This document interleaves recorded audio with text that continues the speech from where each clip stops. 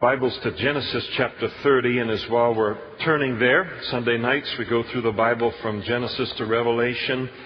Several weeks ago I asked you to pray for a young man by the name of RJ. Had been in a terrible accident, and he's a miracle, and he'll be coming home from the hospital, Lord willing, this Tuesday, and back in school maybe in a couple of weeks. It is a total miracle. So thank you for your prayers. And continue to pray for him. But I wanted to give you that update. When we come to chapter 30 here of Genesis, Jacob is now married to two women, and he has two wives, one more than he wanted, and certainly one more than any man needs. This was not his doing. It was his father-in-law who kind of, deceived him on the whole thing. And the one wife, Leah, the other Rachel, they're both sisters, and that's the only thing that could make it worse. It's got all of the worst ingredients to it, but God's got the grace for these situations, and He's going to be unbelievable on how He's going to turn this thing around and work it together for good, not only for them, but for all of the human population ever. So Leah, the oldest that he married first, she is very, very fertile, and she has, in chapter 29, given birth through Jacob to 4 sons already: Reuben, Simeon, Levi, and Judah. And so now we continue the account with that background, chapter 30, verse 1. Now when Rachel, who is the other wife, saw that she bore Jacob no children, she envied her sister and said to Jacob, "Give me children, or else I'm going to die, or else I die." So the motivation behind all of this is she has a desire to have children. And in those days, with kind of a superstition about things, children were viewed as a gift from the Lord, which is absolutely true. But that if a woman was infertile, could not conceive and bear a child, she was viewed as being maybe a sinner or under God's judgment or something like that. So it reflected poorly upon her, and they took it personally in their relationship with God. Never do that. Never, ever, ever do that. Come to a conclusion about God's love for us on the basis of some circumstance. Here's the basis of our knowledge for God's love for us. The cross of Calvary. God demonstrated His love toward us. While we were yet sinners, Christ died for the ungodly. That never changes. Those circumstances change in life.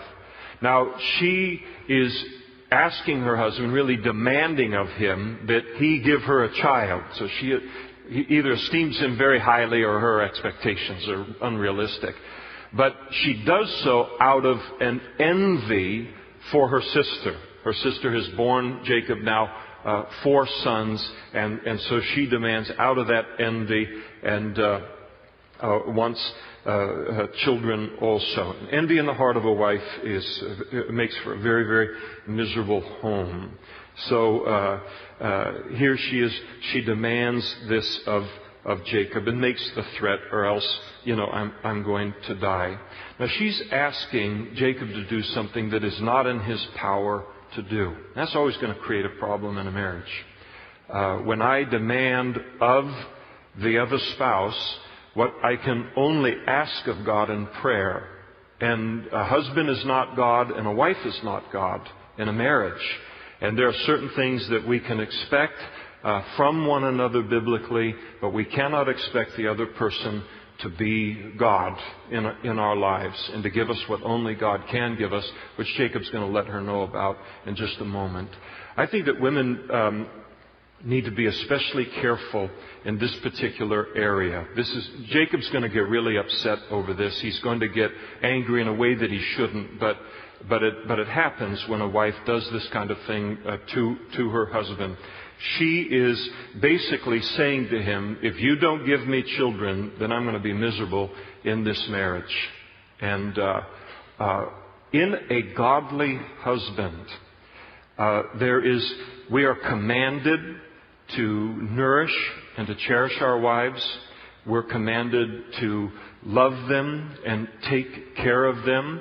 And that's a command that's given to a husband.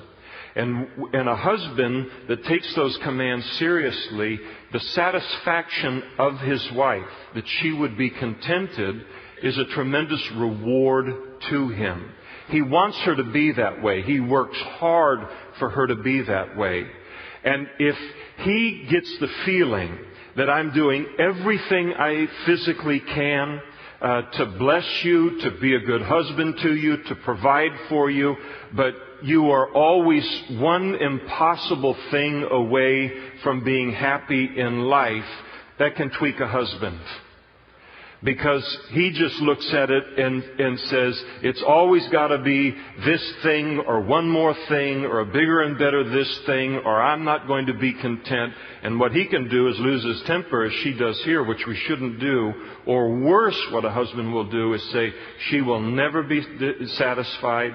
He will give up in attempting to do that, not only in the areas that she's demanding, but in other areas, and sometimes even distance from in the marriage relationship.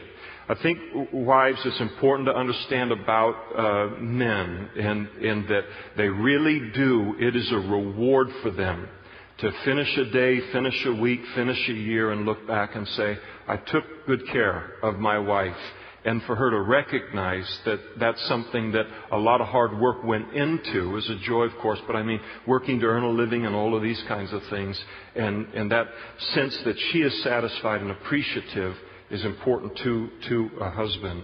Well, he gets very upset over this, and his anger was aroused. It's a threat. It's not just a demand, but it's a demand with a threat. And his anger was aroused against Rachel. Rachel's the one he loves. And he said, am I in the place of God, who has withheld from you the fruit of the womb? You're asking something of me that you can only ask of God here. God has done this. Now, remember earlier Isaac and Rebekah, Jacob's father and his mother, when she was unable to conceive for 20 years in all, and that was troublesome to her. Isaac took the high road on it. He's the model, not Jacob here in this situation. And he, the Bible says, prayed for Rebekah and in her situation, and the Lord answered his prayer, and then she did conceive. Rachel is ultimately going to conceive in this story. So she takes this kind of rebuke now from her husband, and she comes up with another plan here for having children. And so she said, here is my maid Bilhah, go into her, and she will bear a child on my knees, that I also may have children by her. Now, the legal custom of the day in those days is a wife could take her maidservant, could present the maidservant to her husband in order that he would conceive with her. And then as the child would come forth from the maidservant at birth, the child would be delivered to the wife. And then the husband would declare, related to the child, you are my son, you are my daughter, and that child was then adopted and viewed as the actual child of the wife. And so she would claim the child for her own, and this is what she's doing according to the custom of the day. And so then she gave him Bilhah, her maid, as wife. Jacob went into her. Bilhah conceived, bore a son, and then Rachel said, God has judged my case. He has also heard my voice, gave me a son, and therefore she called his name Dan. And all these boys are going to be named after the circumstances, kind of unpleasant circumstances surrounding this marriage and surrounding this family. The word Dan means judging. So she is basically saying, now this child proves that I'm not under God's judgment, that God is not angry with me, and that's the reason that I'm unable to bear children. It's very sad that that's kind of the conception that she's under there, but she names the child to say, I'm free from that, I'm not barren due to God's displeasure or any sin in my life. And Rachel's maid Bilhah conceived again and bore Jacob a second son. And Rachel said, with great wrestlings I have wrestled with my sister. Very sad, isn't it? I mean, this battle that's going on between the two sisters, and it's manifesting itself in this fight to have the most children in some way. So With great wrestling I have wrestled with my sister, and indeed I have prevailed. And so she called his name Naphtali, and Naphtali means wrestling. So she's communicating the fact that there's a tremendous wrestling match going on for dominance in the marriage and in the family, and the wrestling for power is being centered upon having children. And then Leah, when she saw that she stopped bearing, she took Zilpah, her maid, so two can play this game, right? And gave her to Jacob as wife. And Leah's maid Zilpah bore Jacob a son. And then Leah said, a troop comes. And so she called his name Gad. And the word Gad, or the name Gad, it means a troop. And it's very appropriate that she names this boy with military imagery. There is a war going on in that household. And so she's already born the 4 sons, and then now here's another child through her maidservant. This makes 5 up against the 2 that have been born through Bilhah, the maidservant of Rachel. And so 5 against 2, we've got a troop. And what do you think about that? My, it'd make you enough to take a second job. And Leah's maid Zilpah bore Jacob a second son. And then Leah said, I am happy, for the daughters will call me blessed. And so she called his name Asher, which means happy, speaking of her joy over the birth. Now Reuben, who's the oldest, he's the firstborn to Leah, probably about 7 years old at this time. He went in the days of wheat harvest, and he found mandrakes in the field. And what mandrakes were, they're kind of a fruit, and they were considered in ancient times to be an aid in fertility. So you can imagine how much interest there was in this household over something like that. So he finds these mandrakes. He brings them to his mother Leah. Rachel hears about it in light of her physical condition. She comes to Leah, very polite at this point. Please give me some of your son's mandrakes. She's looking for any hope for becoming pregnant. But Leah said to her, is it a small matter that you've taken away my husband? I mean, we're talking about years after this marriage and all. Would you take away my son's mandrakes also? So there's a rebuke. And we're going to read later that when Laban catches, the father of these catches up to Jacob and his wives as they're leaving and heading back to Canaan, that everyone is living in their own tent ultimately. So everybody's got a wing on the house because it's not the funnest place to live. And Rachel said to her, therefore he, Jacob, will lie with you tonight for your son's mandrakes. Give me Reuben's mandrakes that he found, and Jacob can sleep with you tonight. Yeah. Kind of a weird thing. So it's so weird I've lost my train of thought here on this thing. So evidently Jacob is spending most of his time with Rachel. And so she says, all right, I'll get him out of my tent and headed in your direction for these mandrakes. And so when Jacob comes after a hard day work out in the field, comes out of the field in the evening, Leah was running out to greet him and said, you must come into me, for I have surely hired you with, that's a nice way, I've hired you with my son's mandrakes. Now is it just me, or does this seem just a little insane to you in terms of a household? I mean, it's just weird. God is so gracious. He's going to, man. And He's going to take care of all of them. And they didn't. None of these people asked for this. This is something that's been done to them. And so he lay with her that night. God listened to Leah. Leah is adding prayer to all of this. She conceived and bore Jacob a 5th son. And Leah said, God has given me my wages because I have given my maid to my husband. And so she called his name Issachar, and Issachar means my hire. So, unusual name. Somebody might say to Issachar later in life, hey Issachar, I've never met an Issachar before. I mean, how'd you get that name? And he'd have to say, listen, you don't want to know how I got that name. Leah conceived again and bore Jacob a sixth son. So Leah is fully responsible for 6 of the 12 patriarchs, the tribes, heads of the tribes of Israel, 12 tribes of Israel. She bears him a sixth son. Leah said, God has endowed me with a good endowment.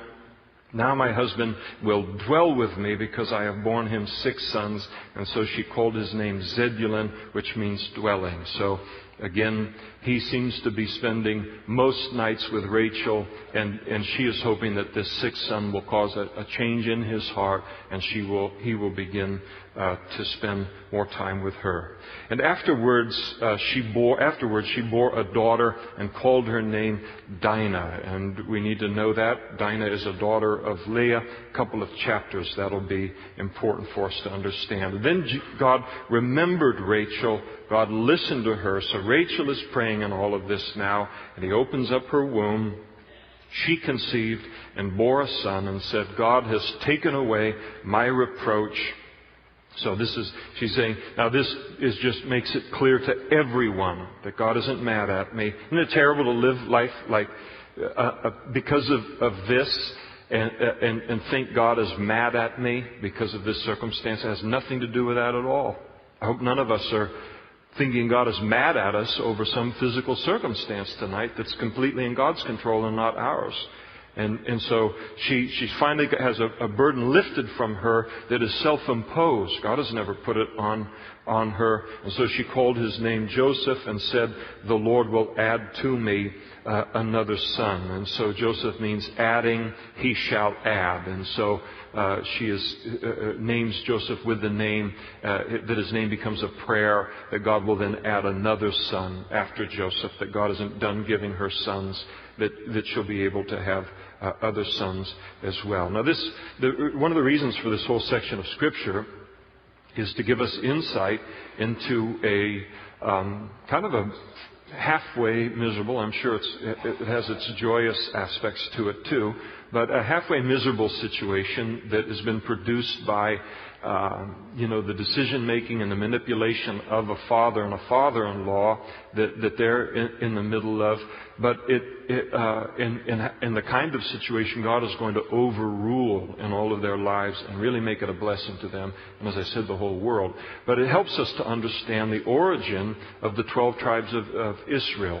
There's going to be another son born to Rachel a little bit later. His name's going to be Benjamin. That will complete the 12. And so you wonder, where did the 12 tribes of Israel come from? And Jacob's name is later going to be changed to Israel. When we talk about the 12 tribes of Israel, we're talking about the 12 tribes of the land of Israel, the Jews, but we're also talking about the 12 sons of Jacob. Jacob had 12 sons, and here's who they were born to and how they came into existence.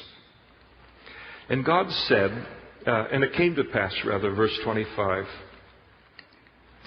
when Rachel had borne Joseph, that Jacob said to Laban, his father-in-law, please send me away that I may go to my own place and to my own country.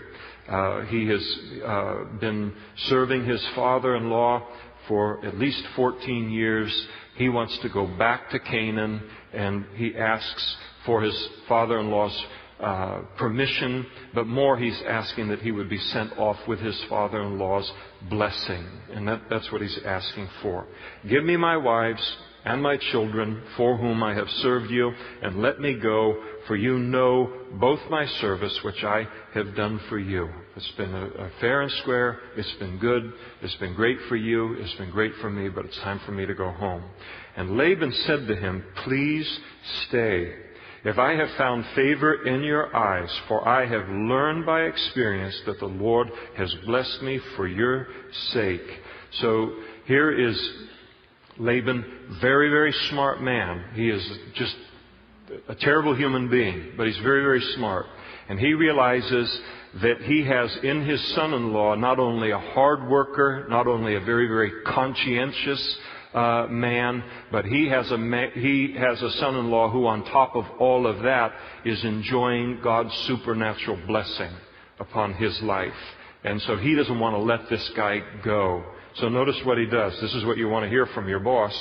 Verse 28, name me your wages and I'll give it. Now that's going into a negotiation pretty weak, wouldn't you say? Nobody comes in their opening sentence, name your wages, I'll give it to you. But that's what he does. That's how valuable his son-in-law Jacob is to him in this situation. Clearly, he does not want to lose this man. So Jacob said to him, you know how I have served you, and how your livestock has been with me. I've looked after all of your flocks. For what you had before I came was little, and it is increased to a great amount. And the Lord has blessed you since my coming, and now when shall I provide for my own house? I've worked hard for you for 14 years. Your flocks have gotten bigger and bigger and bigger, but you've never given me my own stake to start to raise my own family and family wealth and all. He's married the 2 daughters, but Laban has other sons. When Laban dies, the bulk of the wealth is going to go to the oldest son. Jacob's just looking at things and saying, listen, I'm not getting any younger. I've got to have something that takes care of my own family. I can't be dependent upon you. And so it's not a matter of wages. And so Laban said to him, what shall I give you? And Jacob responds now to the offer, and he said, you shall not give me anything. Jacob doesn't want to ever be known. It's part of a very beautiful character in him. He doesn't want to be known as being made by anybody else. He wants his life to be a product of who he is, what he is, his hard work, these kinds of things. I'm not asking you to give me anything, Laban. He said, I will do this. If you will do this one thing for me, I will again feed and keep your flocks. Let me pass through all of your flock today, removing from there all of the speckled and spotted sheep and all of the brown ones among the lambs and the spotted and speckled among the goats. These shall be my wages. And so my righteousness will answer for me in time to come when the subject of my wages comes before you. Every one that is not spotted and speckled and spotted among the goats and brown among the lambs will be considered stolen if it is with me. And so this is what he proposes, kind of is the agreement on things. He proposes, I'm going to go through your entire flock that you've got here. And all of the solid goats in color, all of the solid sheep in color, those are all yours. Now, in the goats and the sheep in the Middle Ages, in the Middle East there, that a solid color is the dominant gene. The spotted and the speckled is the recessive gene. So he says, I'm going to go through here. I'm going to take all the spotted ones, all the streaked ones, all the two-tones. I'm going to put them over here on one side, which is a comparatively small number. And I'm going to take all of the solids and put them over here. The solids are yours, Laban. The spotted and the speckles, they're mine. And I'll start my flock and start my stake here with this particular group. And we'll always know if I've stolen from you, because if you ever find a solid colored animal in my flock, then I've taken it from you. It was a very easy way to watch over the 2 flocks and to keep them divided. So this is the agreement that has been made on things. And again, since the full color was the dominant gene, the streaked was the recessive gene. So the odds of this flock now that's separated in solid colors of ever producing streaked animals and spotted animals, very, very, very low. So Laban looks at this particular situation and he can't believe what he's being offered as a deal here. And so he says, oh, that it were according to your word. He doesn't even try to play it cool on the thing. He said, I can't believe, in essence, the offer that you're making here. Sold. Tap, tap, no erases. Whatever, kind of a deal. He wants this thing. Now, the beautiful thing about Jacob in all of this is he keeps stumbling over the fact that he's a manipulator. And he's a self-made man, and he's a very, very talented man. He's a very strong man, and all these things. He keeps tripping over his attempt to manipulate situations rather than to trust in God. But there are good things that are in there while God is refining his life. He has absolute confidence that he can take and load this deal all the way in Laban's favor, and God is going to bless him. God is going to bless him in this situation. And it represents beautiful faith on his part. Now, while we're talking about Jacob and his manipulative tendency, this is Jacob at his Jacobiest, right here, verse 37. I'm sorry. Let's start at verse 35, since we're going all the way through the Bible.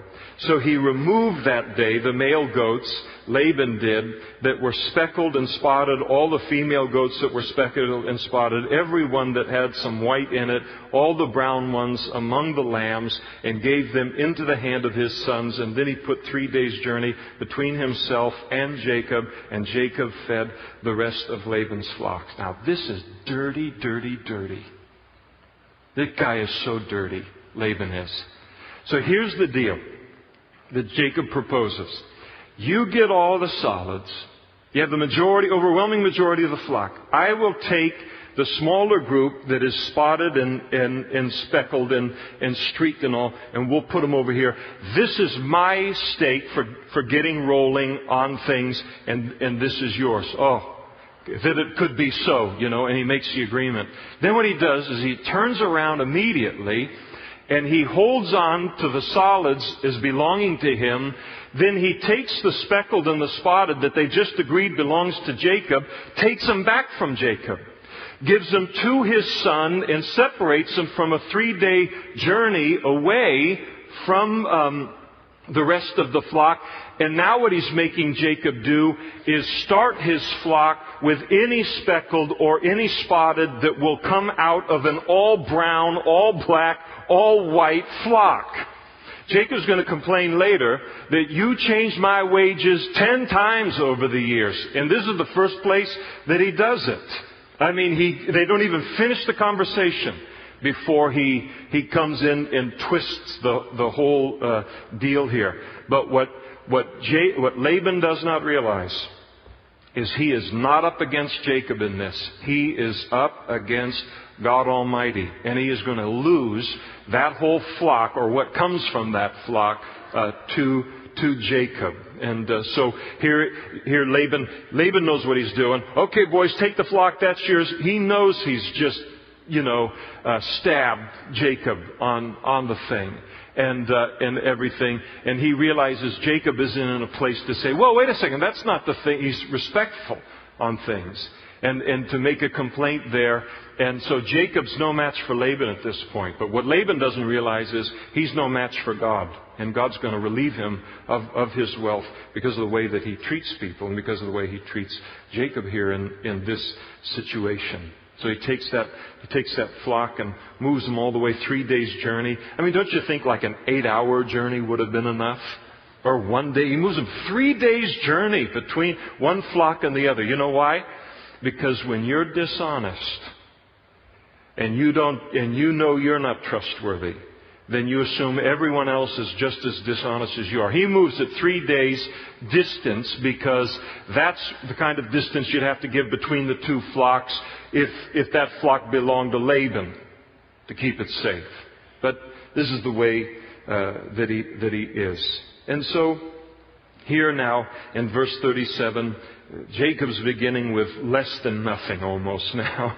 And so he takes for himself rods of green poplar and of the almond and chestnut trees.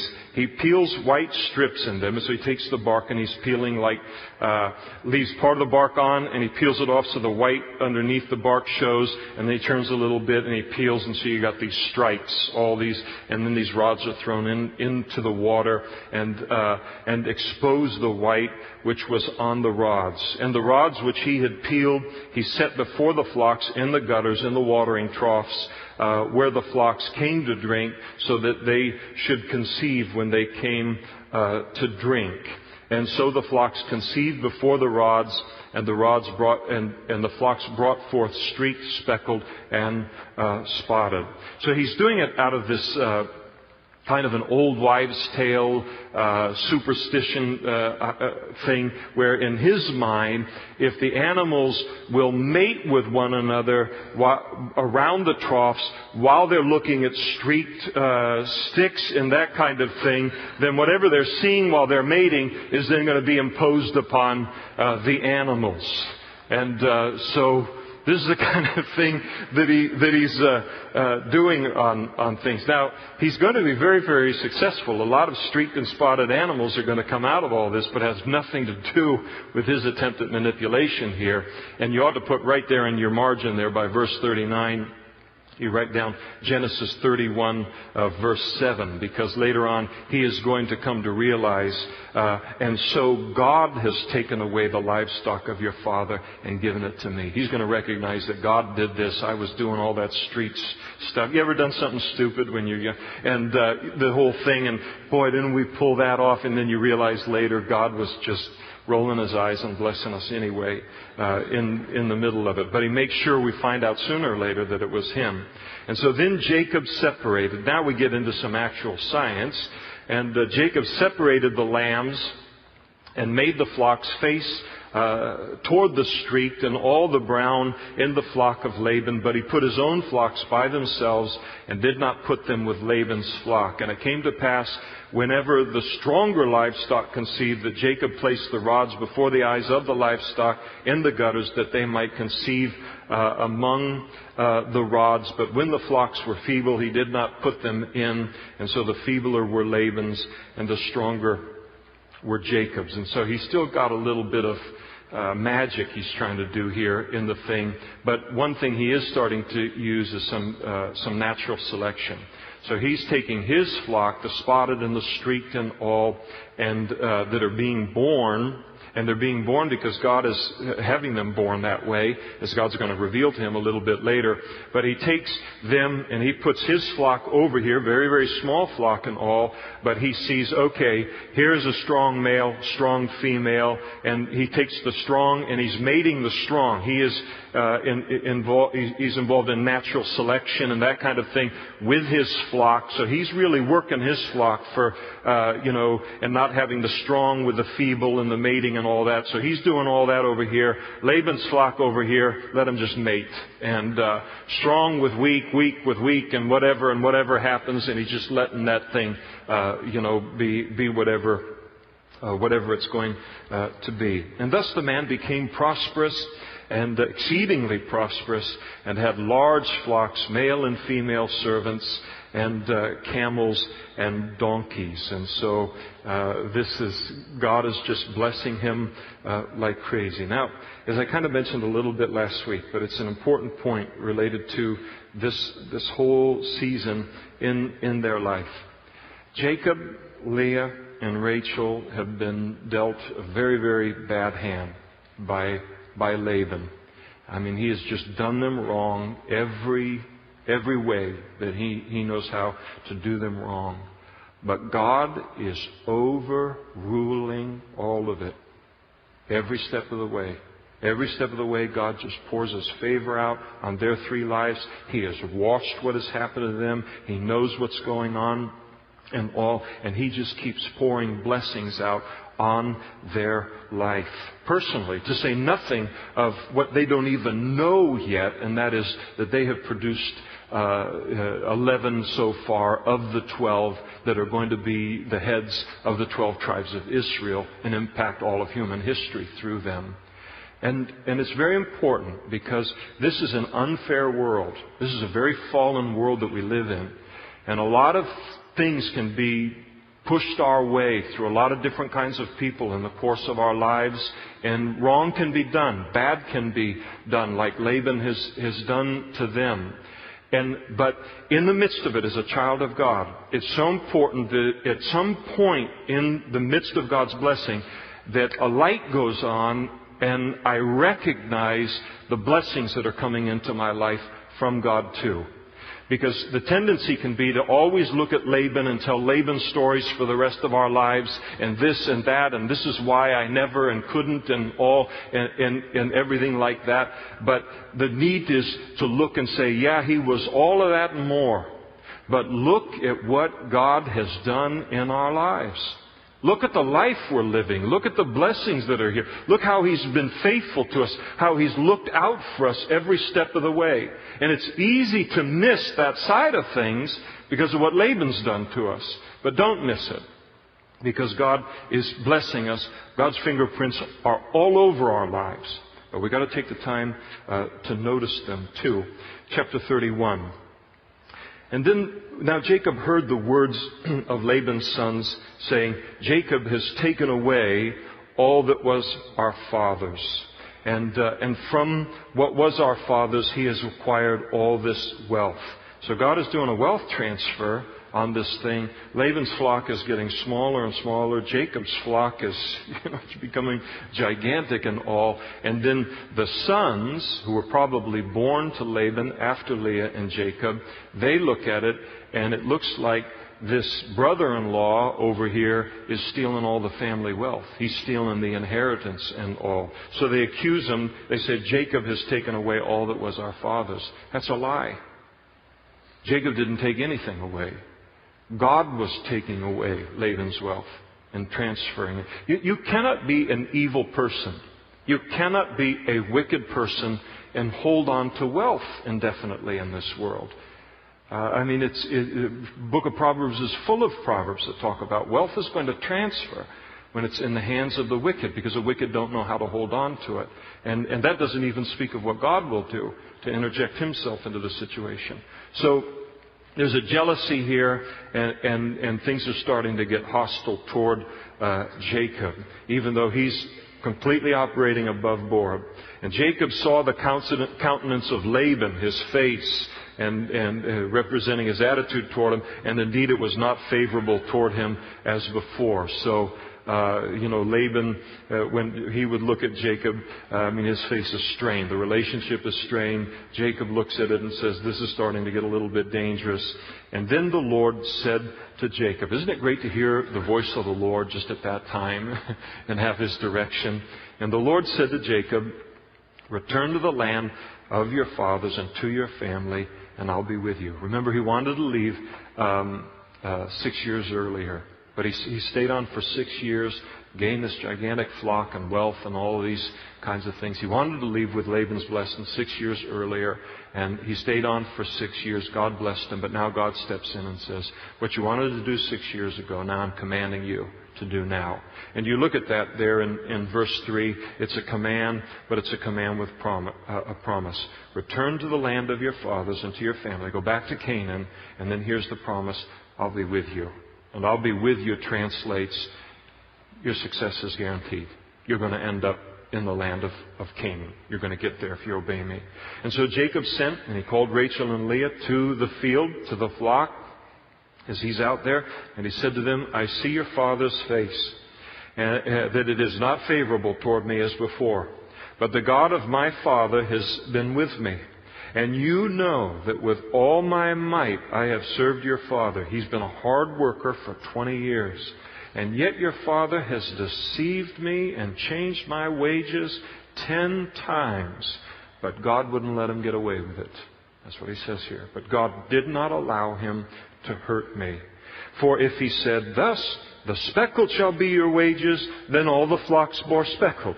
And if he said, thus the streaked shall be your wages, then all the flocks bore streaked. And then notice it, so God has taken away the livestock of your father and given them to me. He recognizes, that it wasn't this streaked branches in the water trough.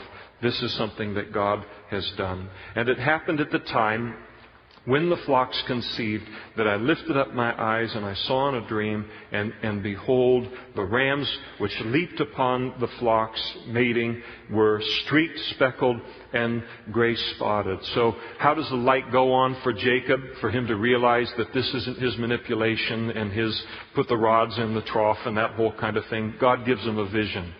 And the vision that God gives him is that these solid color animals are mating with one another, but in the dream, he looks at them, and even though in the physical realm they're solid color, he allows Jacob to see what God is really making them in terms of the genetics and the whole thing that's happening inside of there. That God was supernaturally intervening so that the fruit of that mating of the solids would be like two streaked were mating. That's just what he just stepped in and just took the thing over on it. Now, what can Laban do about that? But that's where God got through to Jacob and said, this is why the wealth has transferred over to you and why you're blessed. My intervention, not yours. And then the angel of God spoke to me in a dream saying, Jacob. And I said, here I am. And he said, lift up your eyes now and see all the rams which leap on the flocks are streaked and speckled and gray-spotted, for I have seen all that Laban is doing to you. Not for you, but to you. I've seen it all, and I'm taking care of it. I'm defending you. I am the God of Bethel, where you anointed the pillar and where you made a vow to me. Now arise, get out of this land, and return to the land of your family. And he comes to Jacob, and it's beautiful. He comes to Jacob as the God of Bethel. And it was in Bethel, when Jacob was fleeing home, because Esau was going to kill him, wanted to, 20 years earlier, God came to him and met with him in Bethel. God doesn't come to Jacob at this point, I am the God of Abraham and Isaac, your fathers. He said, I am the God of Bethel. I'm the God that met with you 20 years ago and began a personal relationship with you 20 years ago. And now I am going to continue to develop that personal relationship with you. So he's coming to him as a personal God kind of thing. Now listen to me. I made a promise to you there. You're going to be a blessing to the whole world. Your descendants are going to be innumerable. All of this kind of thing. We've done the flock deal. Got you your family. Got the 12 patriarchs. At least 11 out of the 12. We're rolling on that. Now it's time to move on with the rest of my plan for your life. And so let's go ahead and clear out. And then Rachel and Leah answered and said to him, as he told him the story and the proposal to leave, said, is there any portion or inheritance for us in our father's house? Why should we stay? Are we not considered strangers by him? For he has sold us and also completely consumed our money. They recognize that he's been abusive and he's essentially been a thief in taking any and all wealth to himself. At the expense not only of, attempted to anyway, at the expense of Jacob, but also of his 2 daughters and grandchildren. For all these riches which God has taken from our father are really ours and our father's. Now then, whatever God has said to you, do it. That's about the best counsel you can ever give anyone in the whole world, huh? But it is especially valuable when a godly man, or one that's trying to obey God in a very difficult circumstance, making a very major decision in the family, hears it from his wife. Whatever God has told you to do, you go ahead and you do that. Those are the things that men think about on their deathbed when they count up their blessings in terms of who God has given them in a wife. And so beautiful there as they encourage him in the will of God. And then Jacob rose and set his sons and his wives on camels, and he carried away all his livestock and all his possessions which he had gained, his acquired livestock which he had gained in Padan Aram, to go to his father Isaac in the land of Canaan. Now Laban had gone to shear his sheep, so he's away while Jacob is kind of leaving. And Jacob, he's still being a sneak. But he's growing. He's going to get there. But he obviously doesn't like confrontation. He's sharp. He's strong. He's just an amazing guy in so many ways, but he clearly does not like conflict and dealing with certain things face to face. And so he's going to take off while Laban's away. And Rachel had stolen as they were leaving. Now Rachel had stolen the household idols that were her father's. So she steals the family gods on things. Now I don't personally believe that Rachel stole the family gods or the family idols because she had a desire to worship those idols or those gods. I think that in those days the family idols or the family gods would be passed on to the oldest son as a part of him having spiritual oversight of the family. Even in pagan tradition it was there. So I think that personally she took those idols as kind of a claim that in later days, if her father died and died with tremendous wealth and the inheritance was going to be divided up, that she could then produce those idols as a claim that her and Leah ought to receive the same amount. It's theft, it's wrong, and she shouldn't do it. And clearly at this point, this is not a deeply spiritual family. But I don't get the sense that she was actively worshiping these gods. And Jacob stole away unknown to Laban the Syrian, and that he did not tell him that he intended to flee. And so he fled. Any of you like that? I hate conflict. I just hate it. And I'll do it. I have to do it in times. But I dislike it very much. I do like to just slip off into the night. And so I understand this exactly. I've had to learn to talk to people face to face about issues. So he stole away and did not tell him that he intended to flee. And so he fled with all that he had. He arose and crossed the river and headed toward the mountains of Gilead. And Laban was told on the third day, so they've been traveling away for 3 days.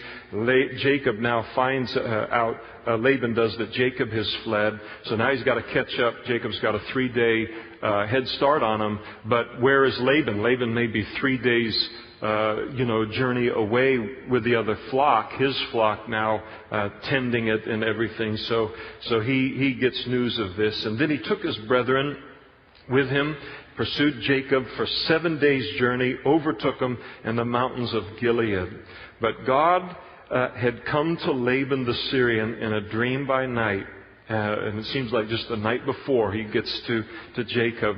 And God said to him this: "Be careful that you do not speak to Jacob, neither good nor bad. Not only do you not raise any physical violence against him, not only do you not do anything to him, I don't even want you to look cross-eyed at him. I don't want you to talk cross-eyed at him. I want you on your best behavior when you catch up to him." And so Laban overtook Jacob.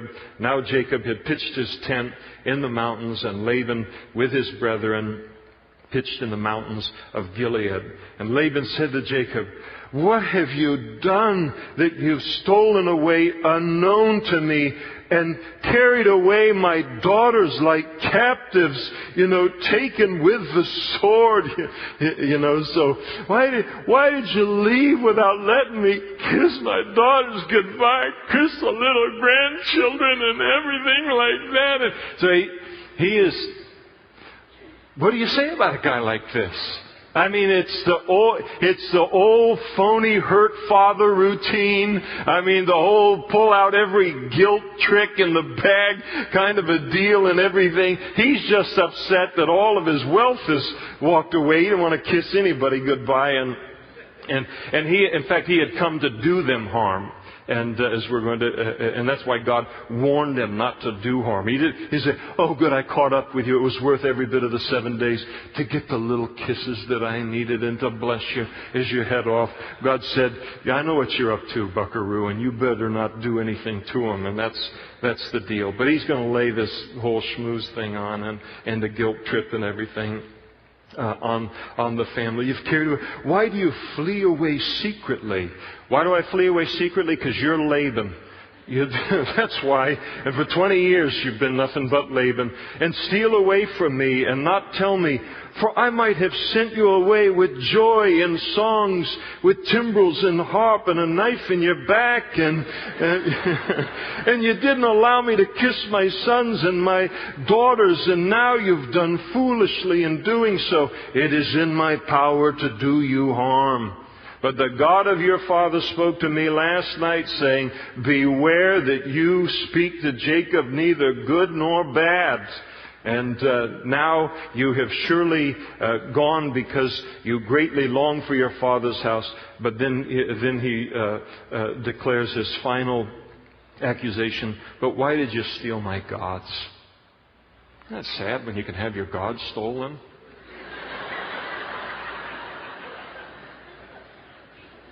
And what does he want? What does he want with these gods? His gods couldn't keep God, Jehovah God, from transferring all of his wealth from Laban over to Jacob and all. They've been powerless for 20 years to do anything, but here his gods have been stolen. You know, it is silly to worship a God if that God can't keep itself from being stolen. That's just illogical, isn't it? Well, that's what he's doing. If you got to take care of your God, you got the wrong God. You got to have a God that's going to take care of us. But this is what he has. You stole my gods, you dirty rat. And so then Jacob answered and said to Laban, because I was afraid, for I said, perhaps you will take your daughters from me by force. That's why I fled in the night. But he addresses the first accusation and then the second accusation about being a thief. Now remember, in that day, and in a Middle Eastern culture, to accuse someone of being a thief, wow. Okay, those are fighting words to the death kind of words. So this is a very strong accusation. And he said, with whomever you find your gods, do not let him live. And obviously Jacob, as we see here in a moment, well, let's just read it then. In the presence of our brethren, identify whatever we've taken that's of yours, take it with you. And what Jacob didn't know is that Rachel had stolen the gods. So Laban went into whose tent first? Where does he expect to find it? The Jacob's tent, didn't he? Then he went into Leah's tent because she's probably the second most upset with him over that whole wedding thing. Boy, talk about holding a grudge. And then into the two maids' tents, but he didn't find them. And then he went out of Leah's tent. And the last place he expected to find it was in Rachel's tent, and that's where he went. And Rachel had taken the household idols, put them in the camel's saddle, and she's sitting on the camel with the gods underneath the camel's saddle, underneath them. And Laban searched all around the tent, all around her, until finally there's nothing left to search but the saddle and what would be under it. She said to her father, let it not displease my lord. I cannot rise before you, for the manner of woman is with me. I'm in my cycle here and can't get up. And no father's going to go very far on that argument. And so he searched everything else but that, and he did not find the household idols. And then Jacob, now he's really upset. And Jacob was angry, and he rebuked Laban over accusing him of being a thief. And Jacob answered and said to him, where's my trespass? Where's my sin that you have so hotly pursued me? Although you have searched all my things, what part of your household things have you found? See it here before my brethren and your brethren. Set it here before my brethren and your brethren, that they may judge between us both. And then now he starts to roll. He's going to pour out 20 years of upset over how he's been treated. These 20 years, I've been with you. Your ewes and your female goats have not miscarried. I was an expert shepherd. I never drove them so hard that they miscarried. And I have not eaten the rams of your flock. When it was dinner time, we ate my flock and not yours for 20 years. That's amazing. That was due. You could eat from that other flock. And that which was torn by beasts, I didn't bring to you. I bore the loss of it myself. You required it from my hand, whether stolen by day or stolen by night. Now later under the law of Moses, if something was eaten, stolen, or something was eaten legitimately by a wild beast of a flock that you were overseeing, legally, in the eyes of God, you didn't have to restore that animal, because nobody can keep those things from happening.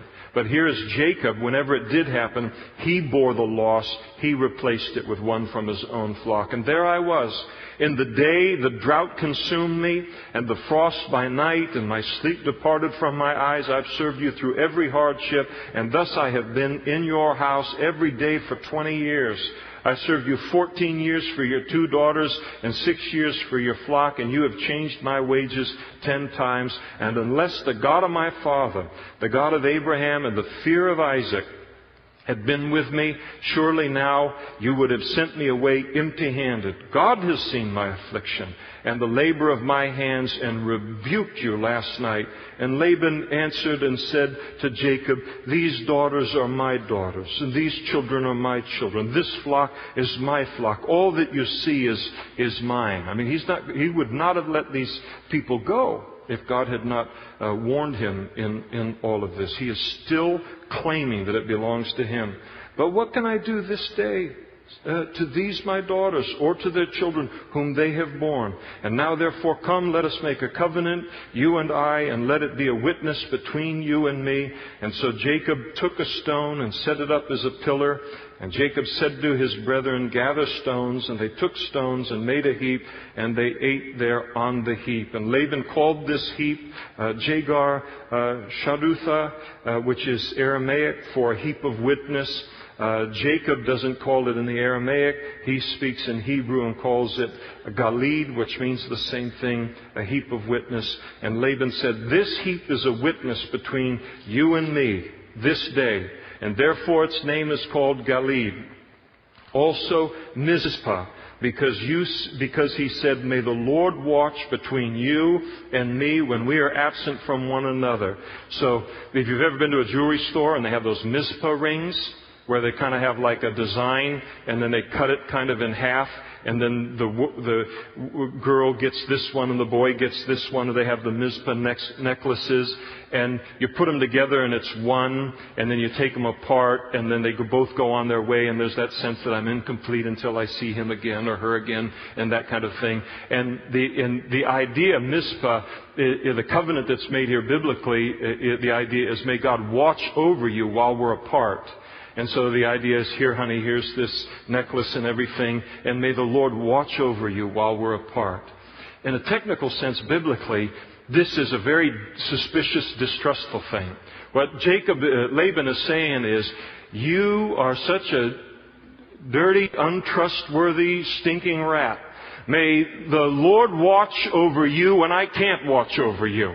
That you don't come and take advantage of me. And I mean, that was the feeling back and forth. Now, don't get rid of your Mizpah rings or necklaces or anything, but you ought to know, that much about it. So you can't be trusted, and so God keep a watch on you because you're trouble for everybody, kind of a deal. If you afflict my daughters, or if you take other wives besides my daughters, although no man is with us, see, God is a witness between you and me. And then Laban said to Jacob, here is this heap, and here is this pillar which I have placed between you and me. This heap is a witness, and this pillar is a witness, that I will not pass beyond this heap to you, and you will not pass beyond this heap and this pillar to me to do harm. And so it set a boundary between them. We can't cross into one another's territory to ever do one another harm. And the God of Abraham and the God of Nahor and the God of their father judge between us. Laban said, and Jacob swore not in the name of those, but he swore in the covenant by the fear of his father Isaac, and that's a reference to Jehovah. And then Jacob offered a sacrifice now to seal the covenant. He called his brethren to eat bread. They celebrated it with a meal, and they ate bread, and they stayed all night on the mountain. And early in the morning Laban arose, and he got that kiss that he wanted. He kissed his sons and daughters, talking about his grandchildren and all too. And he blessed them. He pronounced his blessing upon them. You notice who he didn't kiss and bless. No kissing and no blessing for Jacob. It's a little strained. And then Laban departed and he returned to his place. All right. If the men will come forward.